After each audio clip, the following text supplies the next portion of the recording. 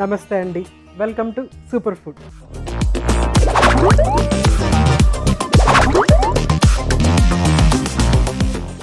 ముందుగా ఈటీవీ అభిరుచి super food ప్రేక్షకులందరికీ వరలక్ష్మి వ్రత శుభాకాంక్షలు. వరలక్ష్మి తల్లి రావమ్మ, మా పూజలందుకోవమ్మ.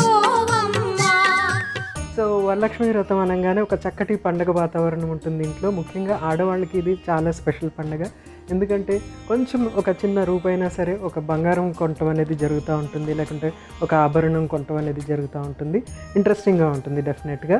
తర్వాత ఈవినింగ్ టైంలో పేరెంటాలందరినీ పిలిచి అంటే ఒక మంచి చక్కటి టైం స్పెండ్ చేయటం అనేది జరుగుతూ ఉంటుంది అన్నమాట. ఒక మంచి రిచువల్ ఇది, చక్కగా ఉంటుంది. ఎవ్రీ ఇయర్ దీని గురించి ఎదురు చూసే టైం కూడా ఉంటుంది చాలామంది ఆడవాళ్ళకి. సో ఈ వరలక్ష్మి వ్రతం రోజున ఒక చక్కటి ఇంట్రెస్టింగ్ అయినటువంటి రెసిపీ మీకు చేసి చూపించబోతున్నాను. అది మీరు తప్పనిసరిగా మీ పూజలో కూడా ఉపయోగించుకోవచ్చు, మీ పేరెంటాలకు కూడా ఇవ్వచ్చు. ఆ రెసిపీ పేరేంటంటే గుల్కండ్.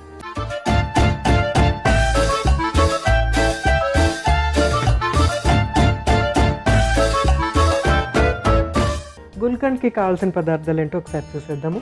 గులాబీ రేకులు, సోమ్, లవంగాలు, పంచదార. చాలా సింపుల్ ఇంగ్రీడియంట్స్. ప్రాసెస్ కూడా చాలా సింపుల్గా ఈజీగా అయిపోతుంది.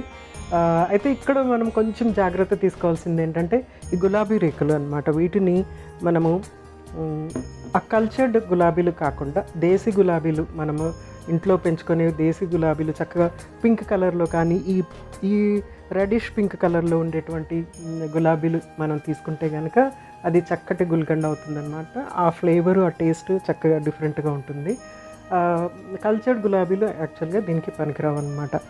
మనము దేశీ గులాబీలు మాత్రమే ఉపయోగించాలి. ముఖ్యంగా ఆ పింక్ కలర్లో వచ్చేటువంటి గులాబీ మీరు ఉపయోగించితే కనుక ఇంకా చక్కగా ఉంటుందన్నమాట. ఇది ఆరోగ్యానికి ఎలా మనకు ఉపయోగపడుతుంది అంటే ఆయుర్వేదాలు ఏం చెప్తారంటే ఈ గులాబీలు హార్ట్కి చాలా మంచిది అని చెప్పేసి, తర్వాత చాలా కామింగ్ ఏజెంట్ అన్నమాట. అంటే కామ్గా ఇది తీసుకున్న తర్వాత ఒక కామ్నెస్ అనేది క్రియేట్ అవుతుంది అన్నమాట. సో స్ట్రెస్ని రిలీవ్ చేస్తుంది అని చెప్పేసి ఆయుర్వేదంలో ఇది చెప్తారు. తర్వాత దీన్ని ప్రత్యేకంగా ఒక లేహంలాగా తయారు చేస్తారు. అది ఇప్పుడు మనం చేయబోతున్నాం అన్నమాట. అయితే యూజువల్గా ఏంటంటే మొత్తం అంతా చేతితో చేస్తారన్నమాట. చేతితో ఇట్లా నలిపేస్తారు. ఇక్కడ నేను చెయ్యి ఉపయోగించుకోకుండా జస్ట్ గ్రైండ్ జార్ ఉపయోగించి చేసేస్తాను. ఫస్ట్ ఒక స్పూన్ సోంపు తీసుకుంటున్నాను. అంటే ఈ కొలతకి ఇంత ఉంటే సరిపోతుంది. సోంపు అనేది ఇది చాలా ఫ్లేవర్ఫుల్గా ఉంటుందన్నమాట. ఏ డిష్కైనా సరే మనము ఇది యాడ్ చేసేటప్పటికి ఏంటంటే ఒకలాంటి స్వీట్నెస్ అనేది వస్తుంది.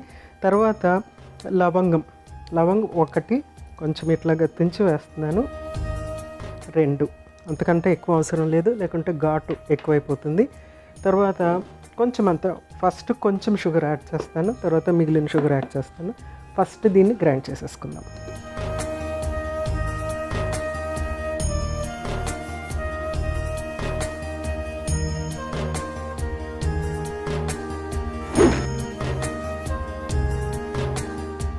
సో ఫస్ట్ మనం దీన్ని గ్రైండ్ చేసుకున్న తర్వాత బాగా స్మూత్గా అయితే గ్రైండ్ అవసరం లేదు, కొంచెము కచ్చపచ్చగా గ్రైండ్ చేసుకున్నా కూడా సరిపోతుంది. దీంట్లో మనము ఫస్ట్ డోస్ ఆఫ్ గులాబీలు యాడ్ చేసి గ్రైండ్ చేసుకుందాం.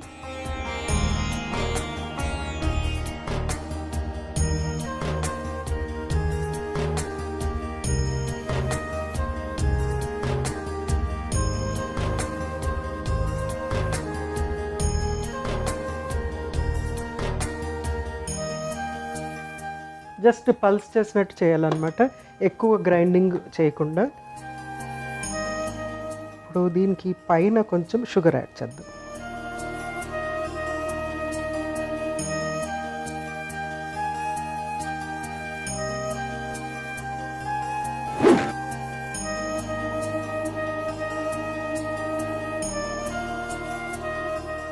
సో చక్కటి గుల్కండ్ రెడీ అయిపోతుంది. నెక్స్ట్ మళ్ళీ కొన్ని గులాబీ రేకులు,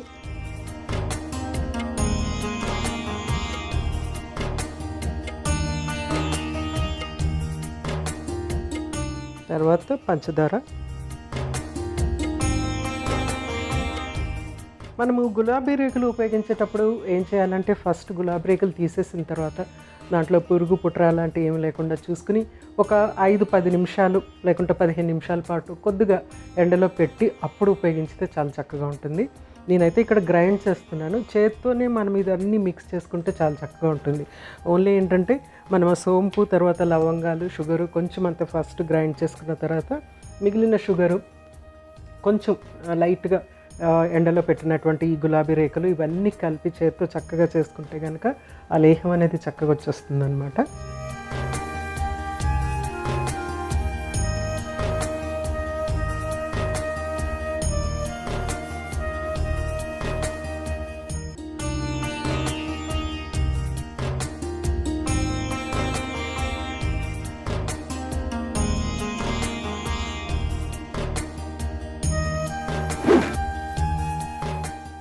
చక్కగా గ్రైండ్ అయిపోయింది. సో ఇప్పుడు మనకి ఇది కొంచెము పింక్ కలర్లో ఉంది. ఆ గులాబీ రేకులు కూడా అక్కడక్కడ కొంచెం నలగని గులాబీ రేకులు కూడా కొన్ని ఉన్నాయి. ఇదేంటంటే ఇప్పుడు ఇది ఇమ్మీడియట్గా తినేది కాదనమాట.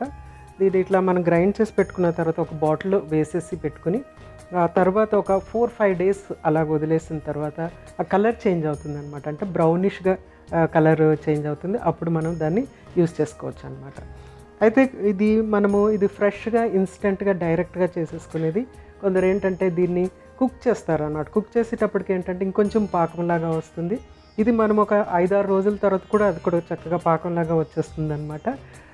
ఇమ్మీడియట్గా మనకి బ్రౌన్ కలర్ అవన్నీ కూడా వెంటనే కావాలి అని అనుకుంటే కనుక కుక్ చేస్తే కనుక పాకంలాగా వచ్చేస్తుంది. సో దీన్ని మనము ఒక బాటిల్లో తీసి మనము చక్కగా దాన్ని ప్రిజర్వ్ చేసుకుందాం. ఇది ఏంటంటే మనము ఇన్స్టెంట్గా కుకింగ్ ఏమీ లేకుండా తయారు చేసిందనమాట.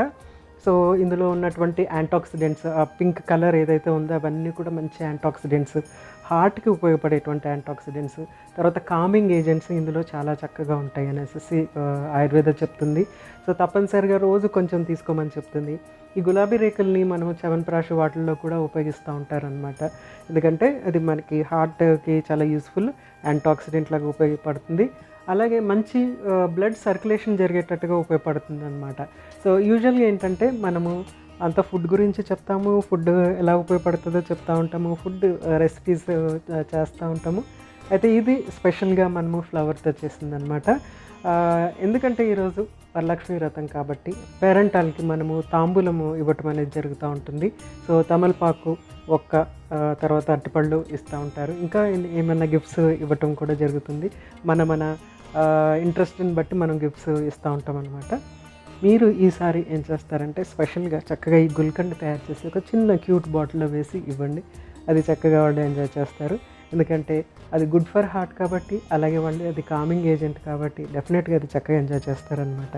సో దీన్ని మనం ఫస్ట్ ఇందులో సర్వ్ చేసేసుకుందాము. మనము ముఖ్యంగా గుర్తుపెట్టుకోవాల్సింది ఏంటంటే ఇలాగ ఇన్స్టెంట్గా ఫ్రెష్గా చేసుకునేది ఏంటంటే నీళ్లు చుక్కలు లేకుండా చూసుకోవాలన్నమాట. అందుకనే నేను హ్యాండ్ కూడా ఉపయోగించలేదు. సో కంటామినేషన్ రాకుండా ఉండాలి. ఒకవేళ చెయ్యి ఉపయోగించాలంటే గ్లౌజ్ వాడి అప్పుడు మనం దాన్ని చక్కగా ఫ్లవర్స్ అన్నీ కూడా మెత్తగా చేసేసుకోవటం అనేది చేయాలన్నమాట. అందుకని నేను గ్లౌజ్ అవన్నీ ఉపయోగించకుండా గ్రైండ్ జార్ ఉపయోగించేసాను.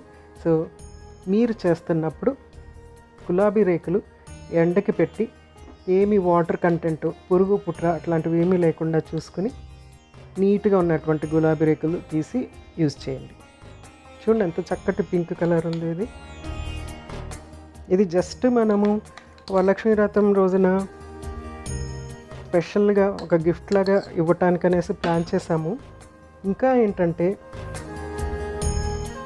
వీటితో మనము చక్కటి రోజ్ మిల్క్ అనేది చేసుకోవచ్చు, స్మూతీ లాగా కూడా చేసుకోవచ్చు.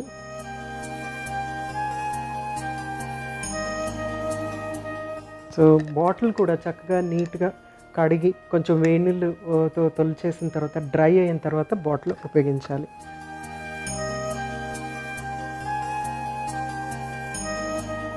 సో చక్కటి గుల్కండ్ రెడీ అయిపోయింది. తప్పనిసరిగా ట్రై చేయండి మీరు కూడా. చూసారు కదండి గుల్కండ్ అనేది ఎలా తయారు చేయాలో. చాలా సింపుల్గా ఈజీగా తయారు చేసేసుకోవచ్చు. ఈ వరలక్ష్మి వ్రతానికి మీ పేరెంటాళ్ళందరికీ కూడా కొంచెం ఇది ఆ తాంబూలంలో ఇచ్చేసేయండి. చక్కగా ఎంజాయ్ చేయండి. రేపు ఇంకొక చక్కటి సూపర్ రెసిపీతో మీ ముందుంటాను. అంతవరకు మీ జానకి. నమస్తే.